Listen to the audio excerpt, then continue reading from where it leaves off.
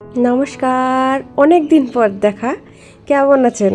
ভালো আছেন নিশ্চয়ই। আমিও ভালো আছি।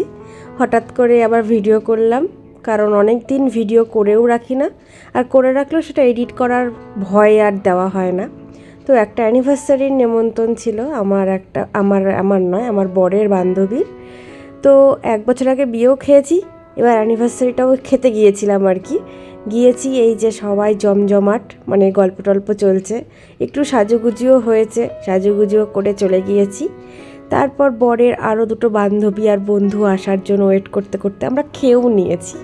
তো তারাও খেতে বসেছে, এখন তাদের পেছন লাগছি। অবশ্যই তারও খাওয়া হয়ে গেছে, মানে আমরা এত ধীরে সুস্থে খাচ্ছিলাম যে সে এসে খাওয়া শেষ করে ফেলেছে। এবার আমার খাওয়া দাওয়ার পরে এই বদনটা আমার হয়ে রয়েছে। আর আমার খাওয়া দাওয়ার পর আমার বরেরও, মানে বরকে আমি আমার ব্যাগটা ধরিয়ে দিয়েছিলাম, সেই ব্যাগটা নিয়ে সে আবার কি আনতে গেছে, এই দেখো ওই ব্যাগ নিয়েও আবার বাড়ি ওইখানে ঘুরে বেড়াচ্ছিল।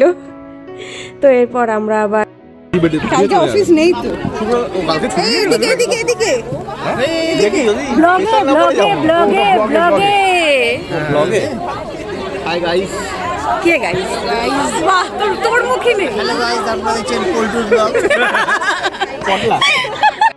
শুনে নিলে আমাদের হা হা হিহি, মানে আমাদের কথা কম, হা হা হিহিটাই বেশি হয়। তো দৌড়ে দৌড়ে এলাম, আগের ট্রেনটা বেরিয়ে গেল, আমরা 10 মিনিট তাই জন্য বসলাম। তো বসতে বসতে আর কি করব, ফাঁকা স্টেশন তো, আর লাস্ট ট্রেনের আগের ট্রেন যেহেতু, এই যে ও মনে গভীর চিন্তা ভাবনা করছে, ধাক্কা দিলাম একটা। চিন্তা থেকে বের হও বের হও, অনেক চিন্তা হয়েছে জীবনে।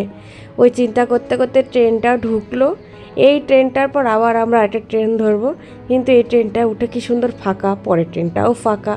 তো এখান থেকেই আমি মানে কি করবো, শেষ ভিডিও করে রাখলাম। এরপর আর ভিডিও করতে ইচ্ছা করছিল না, রাতও হচ্ছিল, সেই কখন বেরিয়েছি।